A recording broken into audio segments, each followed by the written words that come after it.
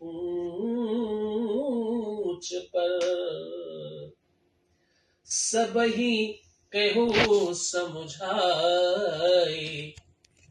तेल बोरी पट बांधी पुनी, पावक देहु लगाई। बोले अब इसका भावार्थ कितना सीधा सीधा है कि बंदर को पूछ पर ममता ज्यादा है। कपड़ा बांधो, तेल डालो, आग लगा दो। पर इतनी छोटी बात के लिए गोस्वामी जी ने इतनी मेहनत क्यों करी? ये बात चौपाई में क्यों नहीं कही? और मजेदार कर सकते थे, और चटकारेदार कर सकते थे। किसी को आप जलाने जा रहे हो, पता चला आज देश की सबसे बड़ी विडंबना क्या है? बोले दहेज प्रथा, लड़कियां जला दी जाती हैं, भारी आपदा है। तो किसी को जलाया जाए इससे बड़ी आपदा है क्या? बोले जिंदा जला दिया इनको। तो जिंदा किसी की पूंछ में, हाथ पैर में आपने कपड़ा बांधा और तेल डाल दिया, जला दिया, पूछे थोड़ी जलेगी, पूरा इंसान जलेगा। तो इतनी बड़ी आपदा हनुमान जी पे आने जा रही है, इसलिए गोस्वामी तुलसीदास जी ने दोहे में इसको समझाया कि आपदा में अवसर कैसे कहते हैं। तो कहने कपिके ममता पूछ पर। ममता वाला जो शब्द है ये बहुत रिजर्वेशन वाला शब्द है। जो ममता है ये रिजर्वेशन है माओं के लिए, स्त्रियों के लिए, महिलाओं के लिए। ममता शब्द कभी भी पुरुषों के लिए इस्तेमाल नहीं होता। हमारे यहाँ हिंदी बहुत रिच भाषा है, इतनी संकीर्ण भाषा थोड़ी कि आप कुछ भी कहीं भी लिख लेते हैं। आप शंकर जी पे क्या चढ़ाते हो? पानी, जल चढ़ाते हो, पानी क्यों नहीं चढ़ाते? आप सूर्य पे क्या चढ़ाते हो? जल चढ़ाते हो, पानी थोड़ी चढ़ाते हो। आप गंगा जी से क्या लाते हो? पानी थोड़ी लाते हो, जल लाते हो। तो हमारे यहाँ पर्यायवाची में भी जब इतना भेद है, तो आप सोचो कि ममता जैसे रिजर्वेशन वाले शब्द को किसी बानर के पूंछ के लिए क्यों इस्तेमाल करेंगे? ये भी तो कह सकते थे कि भाई कपि के चाहक पूंछ पर, क्या दिक्कत थी? कपि के प्रिय उस पूंछ पर, सबही कहू समझाए। तेल डाल कर खींच खांच कर, अग्नि देहु लगाए। कुछ भी कर सकते थे। तब मेरे जैसा सामान्य व्यक्ति 2 मिनट में एक दोहा बना सकता तो इतने बड़े ज्ञानी थे। ममता क्यों शब्द इस्तेमाल किया? ममता तो मतलब माओं के लिए है भाई, माँ की ममता। ममता शब्द कभी पुरुषों के लिए इस्तेमाल नहीं होता। पिता को ममता है, पिता को ममता नहीं, प्यार प्रेम होता है। ममता तो माँ के लिए, स्त्री के लिए इस्तेमाल हुई। तो अब हनुमान जी स्त्री है नहीं, तो इस्तेमाल क्यों किया? क्योंकि पूछ तो पार्वती है। देखिए पूछ जो है, पूछ होती है व्यक्ति की। हनुमान जी की पूछ नहीं थी। ये मूर्ख लोग हैं जो सोचते हैं इनको बंदर है। बंदर नहीं है, वो भगवान है, ईश्वर है। पूछ जो है, पूछ कहते हैं व्यक्ति की पूछ है। अरे यार विपिन बाबू की बड़ी पूछ है, अरे झा साहब की बहुत पूछ है, अरे आचार्य जी की पिताजी की बहुत पूछ है। पूछ होता है यश का प्रतीक। पूछ है आपका विवेक। पूछ क्या है? आपका दिमाग है, आपका ज्ञान है। पूछ किस चीज की होती? आपकी अच्छाइयों की पूछ होती है, आपके ज्ञान की, आपकी श्रेष्ठता की पूछ होती है। आज हम सब मोदी जी की जय जयकार कर रहे हैं, तो मोदी जी कौन? मोदी जी कोई इंसान है क्या?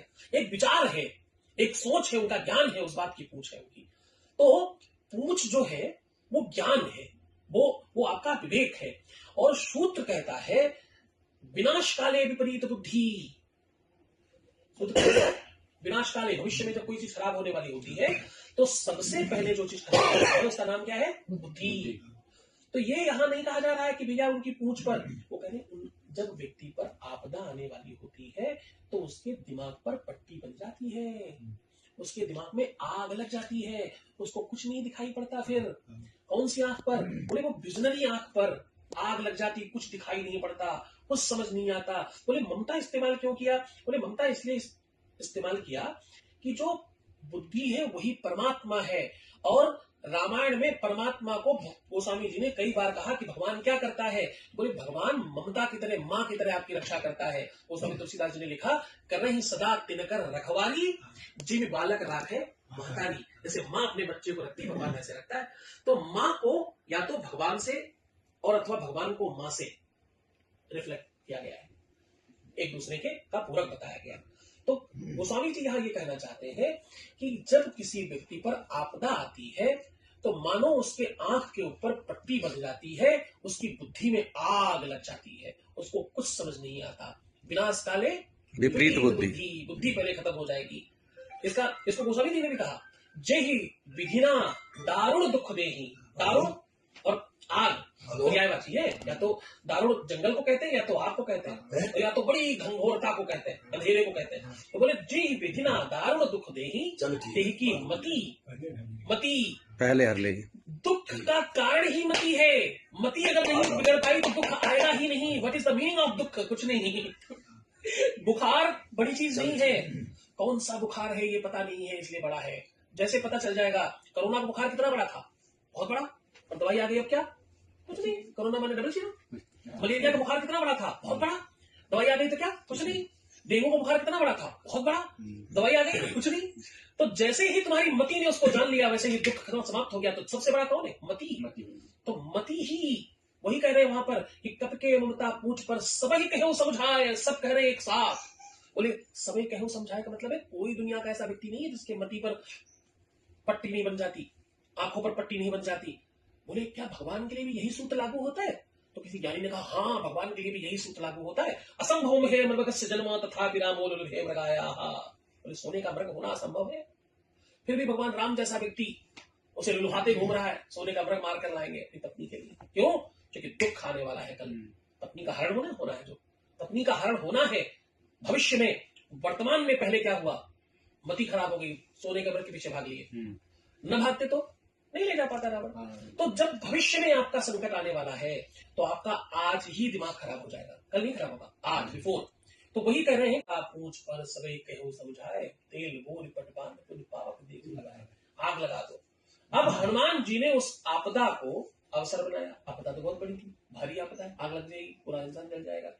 उन्होंने उसे अवसर बना लिया, उसी पूंछ से पूरी लंका जला डाली। रावण इनको जलाना चाह रहा था, हनुमान जी ने उसको जला डाला। तो जिसने भी आपदा में अवसर देख लिया, जिसने भी अंधेरे में उजाला देख लिया, जिसने अपने संकटों को सुख मान लिया।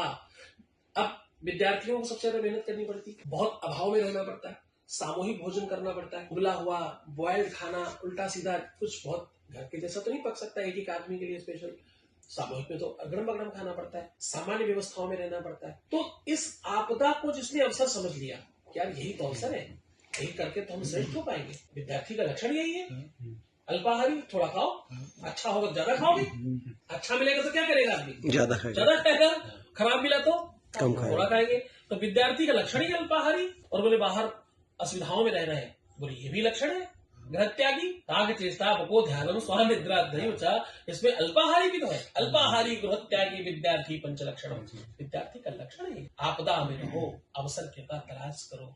एक विद्यार्थी, एक विद्याध्ययन करने वाला व्यक्ति श्रेष्ठ कब होता है? जब वो सब कुछ त्यागता है, जो सब छोड़कर खड़ा है, वही दुनिया में सबसे बड़ा है। भगवान राम चौथे पन में राजा दशरथ के यहाँ पैदा हुए, तो होना क्या चाहिए था कि बुढ़ापे में बच्चे मिले तो गुरुकुल घर में ही खोलेंगे, एक महिला और बनवाओ, एक कनक भवन महल बना है, एक असरफी महल बना है, एक डायमंड महल बना है, तो एक गुरुकुल महल भी बन जाता। राजा दशरथ के लिए कौन सा दिक्कत थी? एक कोने में महल बना दिया जाता, सबके लिए, सब बच्चे उसी में पढ़ेंगे, उसी में राम भी पढ़ेंगे। लेकिन ऐसा नहीं, चौथे पन में बच्चा पाया, बच्चों के प्रति लालसा, लालन, उनके प्रति प्रेम, स्नेह, वात्सल्य, ममता खूब थी माँ बाप की, लेकिन उसके बावजूद बच्चों को कहाँ भेजा? गुरुकुल भेज दिया। क्योंकि घर त्यागी होना चाहिए। अगर किसी भी शिक्षार्थी को, विद्यार्थी को, बच्चे को हमने ज्यादा सुविधाएं दे दी, प्रभाव बढ़ा दिया, तो प्रभाव किस बात को जन्म देता है? अभाव को। और अभाव किस बात को जन्म देता है? प्रभाव को। इसलिए विद्यार्थियों को अभाव में रखना, जितना अभाव हो सकता हो।